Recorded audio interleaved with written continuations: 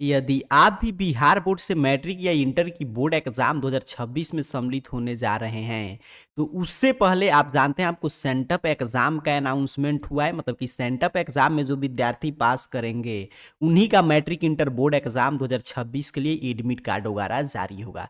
तो sent up exam का routine वगैरह बाकायदा बिहार विद्यालय परीक्षा समिति की तरफ से जारी कर दिया गया है। लेकिन आपके मैट्रिक इंटर सेंटअप एग्जाम को लेकर रूटीन के बाद दो तीन बहुत महत्वपूर्ण बदलाव बिहार बोर्ड की तरफ से किया गया है। तो अभी की इस वीडियो में आइए जो भी सेंटअप एग्जाम को लेकर नया अपडेट आया है जो सभी विद्यार्थियों को जानना जरूरी है उस पर चर्चा करते हैं। जैसा कि आप सभी जानते हैं कि बिहार विद्यालय परीक्षा समिति ने मैट्रिक इंटर बोर्ड एग्जाम 2026 के लिए सेंटअप एग्जाम 2025 का रूटीन जारी कर दिया है। अगर आप इंटर बोर्ड एग्जाम 2026 में सम्मिलित होने जा रहे हैं तो इंटर बोर्ड एग्जाम 2026 के परीक्षार्थियों का इंटर का सैद्धांतिक विषय का सेंटअप परीक्षा 19 नवंबर से शुरू होकर 26 नवंबर तक चलेगा। वहीं पे इंटर का प्रैक्टिकल एग्जाम 27 से लेकर 29 नवंबर तक चलेगा। ठीक है, तो इंटर के परीक्षार्थियों को क्लियर समझना है कि 19 नवंबर से आपका एग्जाम शुरू होगा सैद्धांतिक थ्योरी वाले विषय का और 26 नवंबर तक चलेगा और प्रैक्टिकल एग्जाम 27, 28 और 29 के दिन होगा। वहीं पे मैट्रिक का सेंटअप एग्जाम का भी रूटीन आया है। मैट्रिक का भी सेंटअप एग्जाम 19 नवंबर से ही शुरू होगा और 22 नवंबर तक चलेगा और मैट्रिक का प्रैक्टिकल परीक्षा 24 नवंबर के दिन होगा। अब आइए जो महत्वपूर्ण अपडेट आया है उसकी हम लोग चर्चा करते हैं। तो यहाँ पे देखिए जानकारी दिया जा रहा है कि इंटर मैट्रिक सेंटअप एग्जाम के लिए 75% अटेंडेंस जरूरी। बताया जा रहा है कि बिहार बोर्ड की इंटर एवं मैट्रिक परीक्षा 2026 के लिए सेंटअप परीक्षा में 75% उपस्थिति अनिवार्य है। प्रवेश पत्र भी निर्गत नहीं किया जाएगा। मतलब अगर आप सेंटअप एग्जाम छोड़ देते हैं, देखिए अगर कहने का मतलब क्या है कि अगर आपका 75% उपस्थिति नहीं है तो सेंटअप एग्जाम में आपको सम्मिलित नहीं होने दिया जाएगा और जो विद्यार्थी सेंटअप एग्जाम नहीं देंगे तो उनका प्रवेश पत्र नहीं आएगा। साथ ही जो परीक्षा नहीं देंगे या फेल होंगे उन्हें भी परीक्षा में शामिल होने नहीं दिया जाएगा। सेंटअप परीक्षा 19 नवंबर से होगी। इंटर की सैद्धांतिक परीक्षा 19 से 26 नवंबर और वहीं जो हम लोग चर्चा कर रहे थे प्रैक्टिकल जो होगा वो 27 से 29 नवंबर तक चलेगा और मैट्रिक की सेंटअप एग्जाम 19 से 22 नवंबर के बीच होगा और मैट्रिक का प्रैक्टिकल 24 नवंबर के दिन होगा। इंटर सेंटअप परीक्षा का परिणाम मतलब आपका रिजल्ट इसका संबंधित संस्थान के प्रधान को 5 दिसंबर तक डीईओ कार्यालय में जमा कराना होगा और वहीं पे मैट्रिक सेंटअप परीक्षा का परिणाम 2 दिसंबर की अवधि में जमा कराना होगा।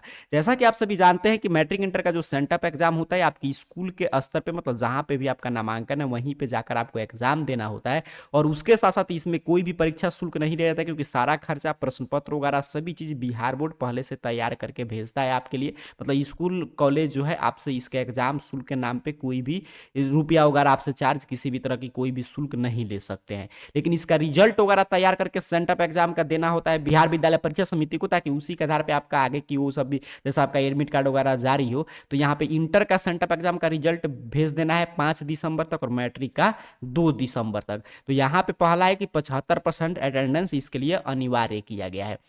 दूसरा यहाँ पे अपडेट है, देखिए यहाँ पे कि मान्यता रद्द स्कूल के छात्रों के लिए पहल। मतलब जिस विद्यालय का मान्यता रद्द हो चुका है मतलब जहां से मान लीजिए आपने रजिस्ट्रेशन कराया था या एग्जाम फॉर्म भरा था बट उसका अगर मान्यता रद्द हो गया तो उसके निकट के स्कूल में सेंटअप परीक्षा में छात्रों को कराना होगा शामिल। मतलब यहाँ पे बताया जा रहा है कि वर्तमान सत्र 2024 से 26 के लिए मान्यता प्राप्त शिक्षण संस्थान में विधिवत नामांकित स्टूडेंट जिनका ऑनलाइन आवेदन भरा गया और किसी कारणवश उस शिक्षण संस्थान की मान्यता निलंबित अथवा रद्द कर दी गई अथवा वापस ले गई तो उन संस्थान के स्टूडेंट को निकट के शिक्षण संस्थान के साथ संबंध कर सेंटअप परीक्षा में शामिल कराएं।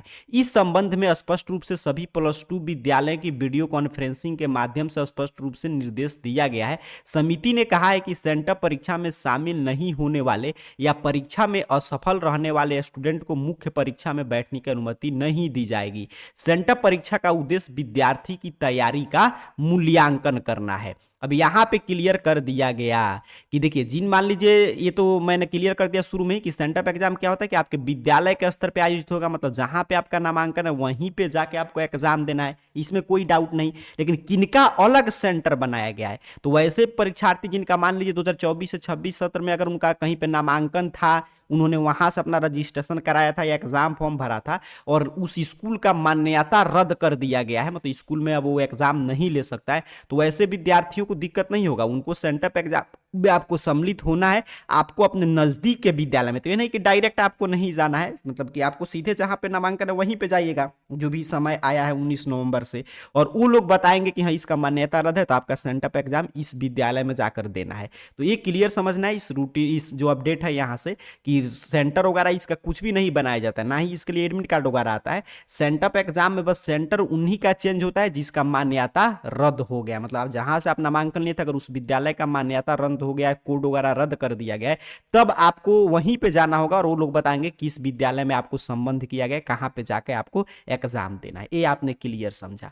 अगला जो अपडेट है देखिए यहाँ पे बताया जा रहा है कि यहाँ पे एक जिला का आंकड़ा है, एक जिला का आंकड़ा है कि 17,000 छात्रों की इंटर परीक्षा पे संकट, वहीं 75% उपस्थिति को लेकर ये डाटा है। बताया जा रहा है कि जैसा कि आप सभी जानते हैं कि नियमित और स्वतंत्र और क्वालिफाइंग कोटि के विद्यार्थियों को सेंटअप परीक्षा में शामिल होना है, और वहीं पे जो विद्यार्थी पूर्ववर्ती कंपार्टमेंटल कैटेगरी के हैं वो सेंटअप एग्जाम में शामिल नहीं होंगे, और सबके लिए 75% उपस्थिति वाले विद्यार्थी ही आपका मतलब कि इसमें शामिल होंगे। और हर एक विद्यालय को निर्देश दिया गया है कि अपने से स्कूल से वो लोग वैसे विद्यार्थियों का डाटा दे जिनकी उपस्थिति 75% रहा है, ताकि डीओ को उपलब्ध कराएं, ताकि पता चल सके कि कितने छात्र छात्राओं के लिए प्रश्न पत्र उपलब्ध कराना है। मतलब यहाँ पे 75% अटेंडेंस को लेकर चर्चा हो रहा है। अब देखिए इस पे हम लोग ध्यान से देखें तो अगर 75% उपस्थिति पे हम लोग नजर डालें तो देखिए 75% उपस्थिति आप देखिएगा तो मुश्किल से 40 से 50% बच्चे ही मैट्रिक में पूरा कर पाते हैं, और वहीं पे इंटर की बात करें तो मुश्किल से 30 से 40% ही बच्चे हैं जिनकी 75% उपस्थिति मिलेगा। तो इस तरह तो देखा जाए तो काफी विद्यार्थियों का एग्जाम छूट जाएगा। तो जो दो महत्वपूर्ण बदलाव था, एक ये है 75% अटेंडेंस को लेकर, तो इसको लेकर जो अपडेट आया था मैंने बता दिया, लेकिन रियलिटी यही है जो यहाँ पे भी बताया जा रहा है कि मात्र 40 से 50% ही आपको उपस्थित मिलेंगे बच्चे जिनकी 75% उपस्थिति होगी, क्योंकि ये सभी नियम देखिए शुरू से इस पे ज्यादा कड़ाई से लागू करना चाहिए, अब अंतिम समय में इसमें कोई फायदा नहीं है। तो आपको क्या करना है कि अगर आपका उपस्थिति नहीं है, आप विद्यालय नहीं गए हैं, या आपने +2 विद्यालय में एक भी दिन क्लास नहीं की है, तो आपको ये सभी जो भी नोटिफिकेशन आप देख रहे हैं इससे घबराना नहीं है। बस आपको ये सुनिश्चित करना है कि आपका रजिस्ट्रेशन हो गया है, आपको ओरिजिनल रजिस्ट्रेशन कार्ड मिल गया, आपने एग्जाम फॉर्म भर दिया तो आपका एग्जाम होगा। और दूसरा जो हम लोग देख रहे थे एग्जाम सेंटर को लेकर, तो देखिए सेंटअप एग्जाम है, यहाँ पे मैं फिर से स्पष्ट कर दूं आपको, तो सेंटअप एग्जाम में क्या होता है कि आप जहां पे भी आपका नामांकन है वहीं पे जाकर, तो इसके लिए सेंटर वगैरह नहीं बनाया जाता है। सेंटर किनका अलग हुआ है, तो जिन विद्यार्थियों का जहां पे नामांकन था, जिनका स्कूल वगैरह का मान्यता रद्द हो गया तो उनको भी उसी विद्यालय में जाना होगा, लेकिन वो लोग बताएंगे कि आपका दूसरे को स्कूल से संबंधित किया गया आपके स्कूल को, तो वहां पे जाके आपको एग्जाम देना है ना, तो बाकी सभी विद्यार्थियों को जहां पे नामांकन है वहीं पे एग्जाम देना है। प्रश्न पत्र वगैरह, तो प्रश्न पत्र पूरा बिहार बोर्ड जैसा मैट्रिक इंटर बोर्ड एग्जाम का प्रश्न पत्र आ रहा है उसी रूप में इसका तैयार करके भेज रहा है, ताकि आपको एग्जाम पैटर्न की जानकारी मिले, एग्जाम के माहौल में आप खुद को ढाल सके और आपको ये पता चल सके कि आपकी तैयारी किस स्तर की है और एग्जाम कैसे होगा, पूरा एग्जाम की प्रक्रिया बोर्ड एग्जाम का आप समझ पाए, सीख पाए, यही इसका उद्देश्य होता है। तो इसका प्रश्न पत्र वगैरह बिहार बोर्ड तैयार करके भेजता है। इसका कोई भी परीक्षा शुल्क आपसे नहीं लिया जाता है। इसके साथ साथ इसका कॉपी वगैरह का मूल्यांकन आपके विद्यालय के स्तर पे ही होता है, वो लोग ही जो डेट हम लोग चर्चा कर रहे थे उस डेट तक आपके रिजल्ट वगैरह तैयार करके भेजते हैं। हाँ, इस एग्जाम में जो विद्यार्थी सम्मिलित नहीं होते हैं तो उन पे थोड़ा सा दिक्कत हो सकता है, तो इसीलिए आपको एग्जाम में जरूर सम्मिलित होना चाहिए, क्योंकि आपको एग्जाम पैटर्न पता चल जाएगा, अपने आप को उस रूप में एग्जाम के माहौल में बैठ के प्रश्न पत्र आप सॉल्व करने का मौका आपको मिलेगा।